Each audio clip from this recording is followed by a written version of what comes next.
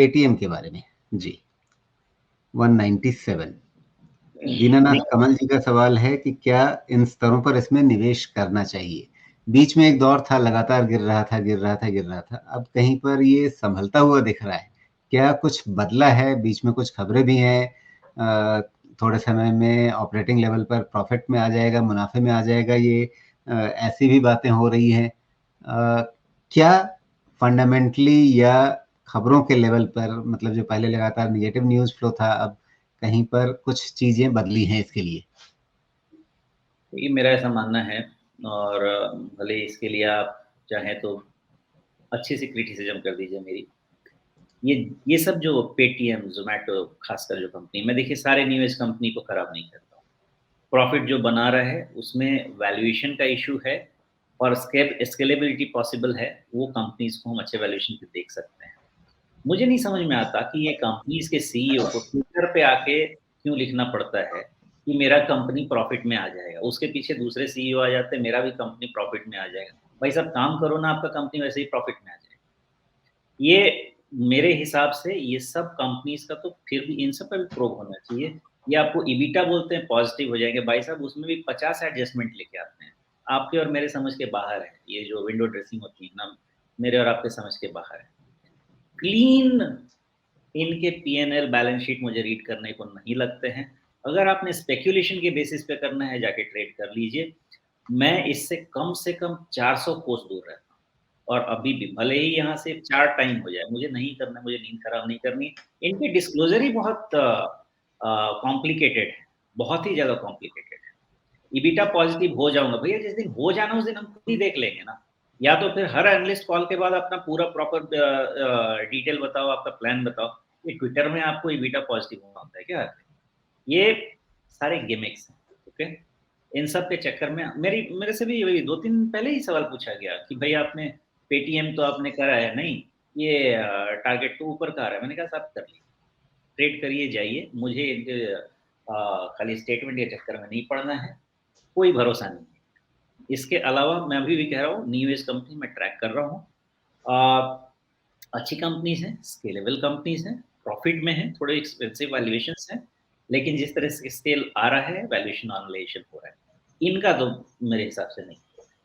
तो किसी भी तरह से मैं इन्वेस्टमेंट ग्रेड में पेटीएम को नहीं रख सकता। जिस दिन पैसा बनाने लगेंगे, कंसिस्टेंट हो जाएंगे, तो 800 रुपये पे ही तो नहीं रुक जाएंगे ना, फिर 2000 का भी प्राइस होना चाहिए ना इनका। उस दिन देख के समझ के काम कर लेंगे, पहले पैसा तो होना ही है। फिलहाल अगर आपने इसमें इतना आपको दिलचस्प लगता है, इतना बड़ा आपका मोहब्बत है, आप कीजिए, और चुपचाप स्टॉप लॉस लगाइए 514 रुपये के क्लोज पे, और आपको जो करना है कीजिए, बाय डिप्स करना है, जो भी करना है कीजिए, उसके नीचे छोड़ दीजिएगा। बाकी इससे ज़्यादा मुझे इसमें कोई व्यू। जी, चलिए पेटीएम, अभी जितनी भी खबरें आ रही हैं, कंपनी की ओर से जो हिंट्स दिए जा रहे हैं, संकेत ही हैं।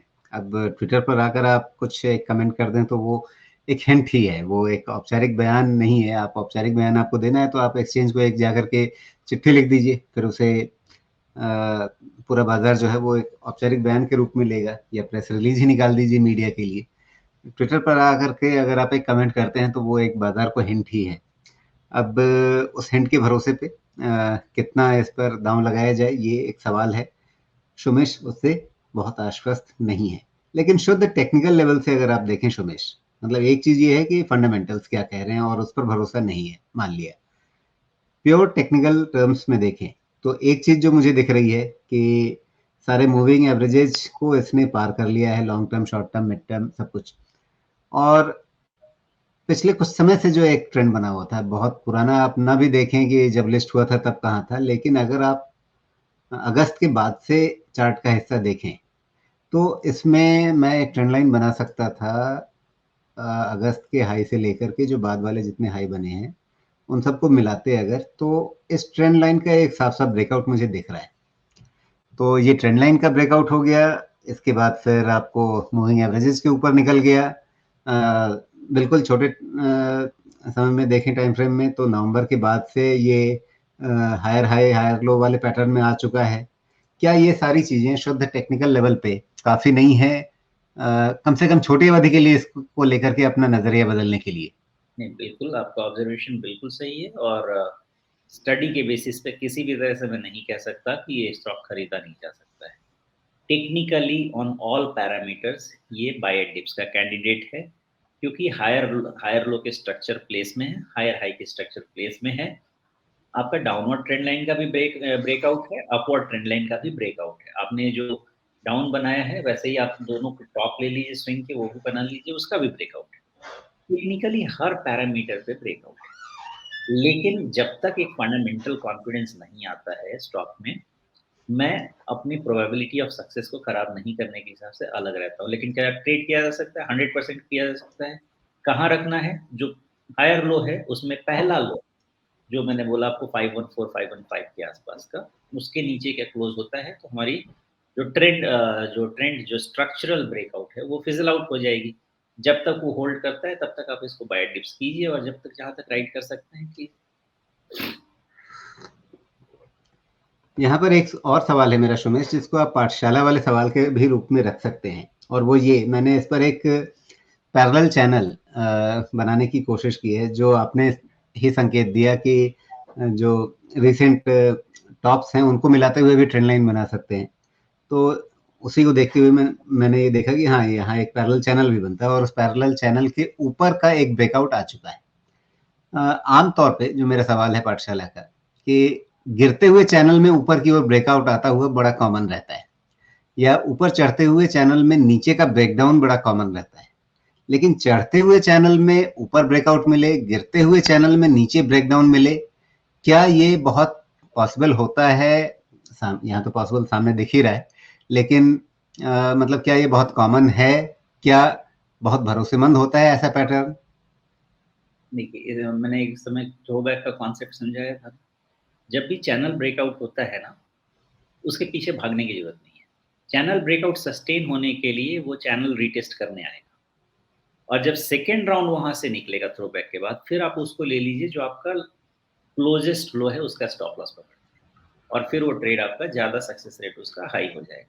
ट्रेडिंग कह रहा हूँ, मैं तो ऐसे भी नहीं करूँगा, इन्वेस्टमेंट करना है तो उस बेसिस पे तो करेंगे नहीं, लेकिन आपने जो चैनल का ट्रेड पूछा वैसे करेंगे तो सक्सेस रेट ज़्यादा रहेगा।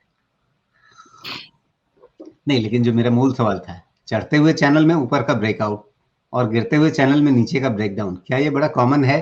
क्या इसमें ट्रेडेबल पैटर्न बन जाते हैं, या आमतौर पे गिरते हुए चैनल में ऊपर का ब्रेकआउट जब मिले वो ज़्यादा भरोसेमंद होता है? नहीं, नहीं, इसमें ना 2 चीज़ें और काम करती हैं। टाइम कंसोलिडेशन कितना है हमारा, प्लस उस टाइम के अगेंस्ट कंपनी ने परफॉर्मेंस कैसा दिया है, और उस परफॉर्मेंस में वैल्यूएशन क्या रोल प्ले करते हैं। उसको जब हम कंबाइन करेंगे, तब इसका ट्रेड बेटर बनेगा। क्योंकि ये फेल होने के चांस, ये तो दोनों साइड में से किसी किसी भी साइड हो सकता है ना। एक साइड ये हो सकता है कि करेक्शन हो गया, इनफ करेक्शन हो गया, अब यहाँ से ज़्यादा नहीं होगा। दूसरा साइड ये हो जाता है कि डाउनवर्ड ट्रेंड है, बीच में एक थोड़ा-सा फ्लैग बन रहा है, और फिर वो फ्लैग ब्रेक डाउन हो जाए। तो ये कंप्लीट डिपेंड करता है कि टाइम स्पैन पे रीड करना पड़ेगा, टाइम स्पैन के अगेंस्ट हमें कंपनी का परफॉर्मेंस। जी।